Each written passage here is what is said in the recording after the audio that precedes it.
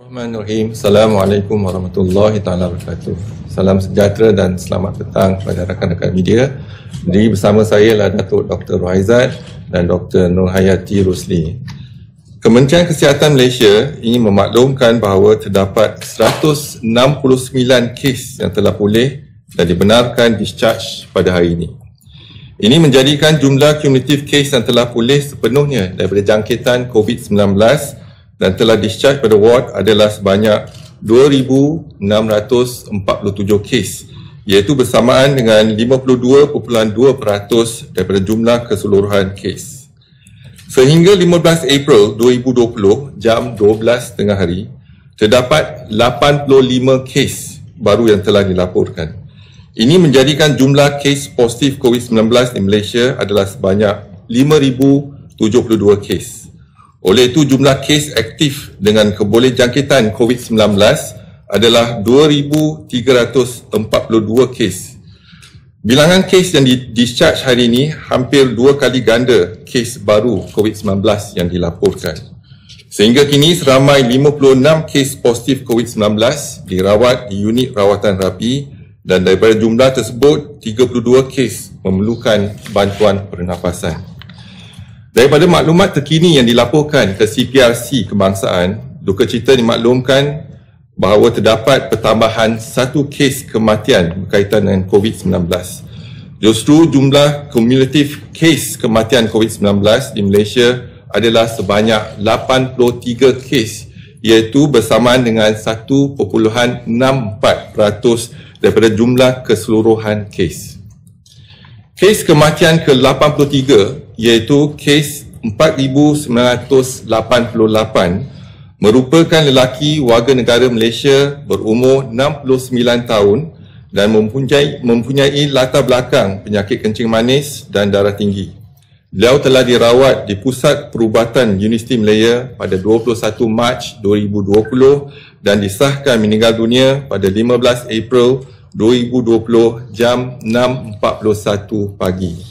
Kementerian Kesihatan mengucapkan takziah kepada ahli keluarga tersebut. Seperti yang diumumkan oleh Yang Amat Berhormat Perdana Menteri Malaysia sebelum ni, Perintah Kawalan Pergerakan Fasa Kedua yang bermula pada 1 April 2020 sehingga 14 April 2020 kini disambung pula kepada fasa ketiga.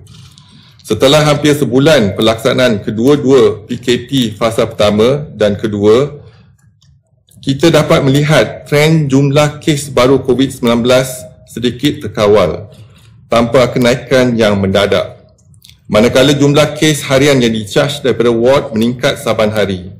Ini menunjukkan kemajuan yang memberangsangkan hasil daripada pelaksanaan PKP seperti yang dapat dilihat pada trend jumlah kes aktif seharian.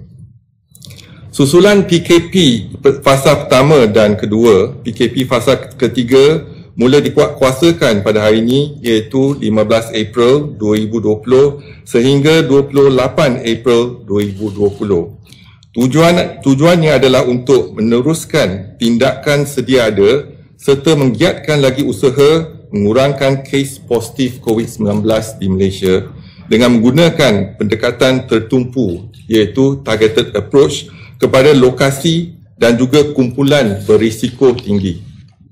Kepatuhan masyarakat terhadap arahan ini adalah amat penting pada ketika ini. Namun berdasarkan pemantauan yang telah dijalankan oleh pihak berwajib dan juga keadaan trafik jalan raya yang diperhatikan kebelakangan ini, didapati masyarakat semakin tidak akur terhadap arahan PKP ini. Sehubungan dengan itu, Kementerian Kesihatan Malaysia menyambut baik keputusan pihak MKN agar tindakan yang lebih tegas diambil atas ketidakpatuhan segelintir masyarakat.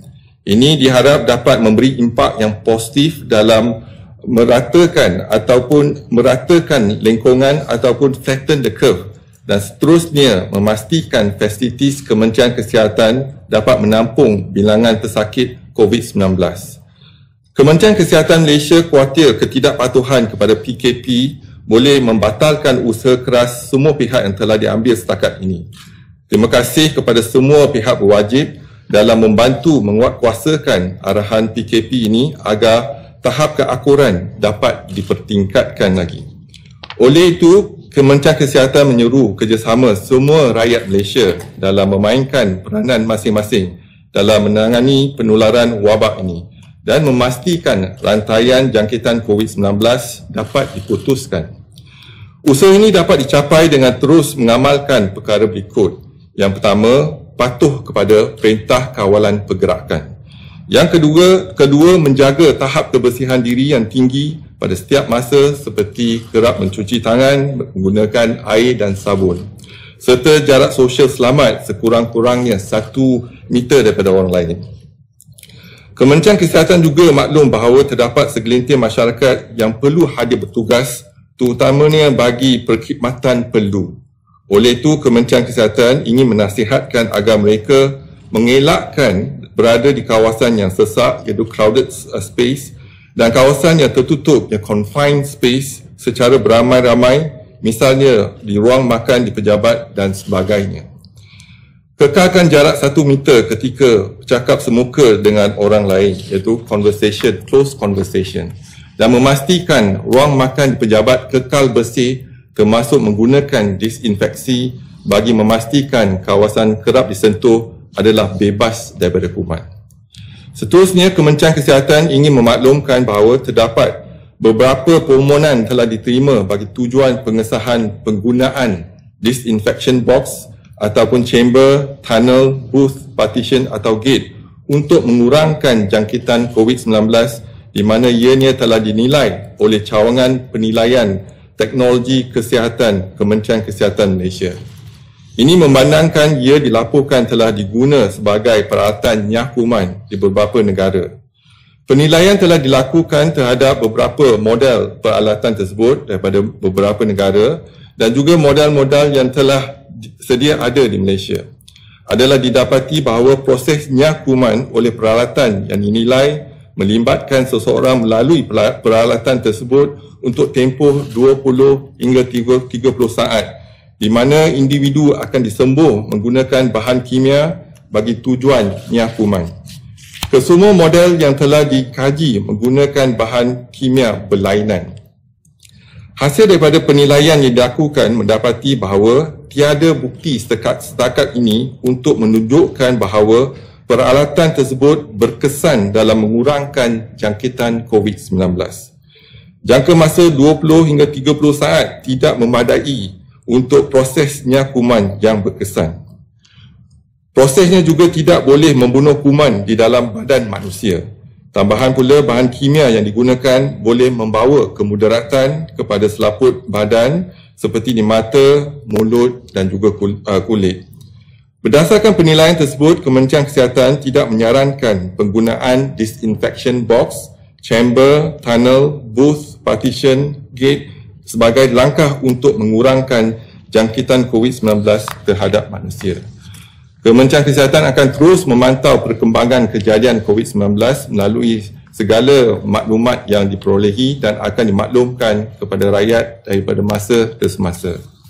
Dan saya ingin maklumkan statistik harian iaitu di kawasan Perintah Kawalan Pergerakan diperketatkan. Yang pertama di Keluang, jumlah kes positif di Keluang ada pertambahan 9 kes baru menjadikan jumlah 210 kes iaitu di Bandar Baru Ibrahim Majid iaitu pertambahan 9 kes menjadikan 172 kes manakala di lain-lain lokaliti kekal 38 kes.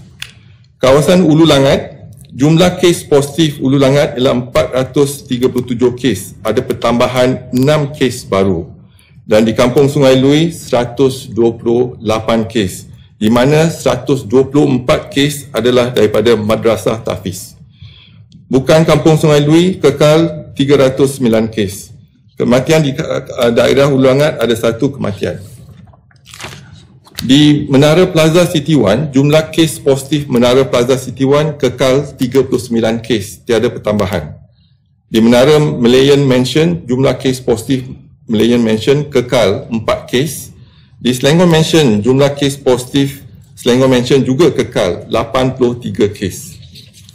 Dan untuk rumusan kes kluster COVID-19 kumpulan perhimpunan di Masjid Seri Petaling. Setakat ni sampel yang diambil adalah 24,805 kes. 5 sampel lah, 24,805 sampel, dan kes positif ialah 1,924. Negatif ialah 20,494. Seterusnya, untuk dimaklumkan ialah laporan kluster COVID, iaitu kluster majlis perkahwinan di Bandar Baru Bangi tiada pertambahan, kluster PUI Itali tiada pertambahan, kluster gereja persidangan gereja tiada pertambahan, kluster Rembau juga tiada pertambahan, kluster PUI Bali ada pertambahan 4 kes iaitu di Kuantan, dan kluster flat di Kampung Baru juga ada pertambahan 4 kes. Kluster Sedayan tak ada pertambahan tetapi melibatkan 40 orang positif dan 1 kematian. Dan kluster di Madrasah di Jerantut ada pertambahan 2 kes. Kluster Madrasah di Peranti tiada pertambahan. Kluster Madrasah di Sungai Lui tiada pertambahan. Dan Madrasah di Jasin tiada pertambahan.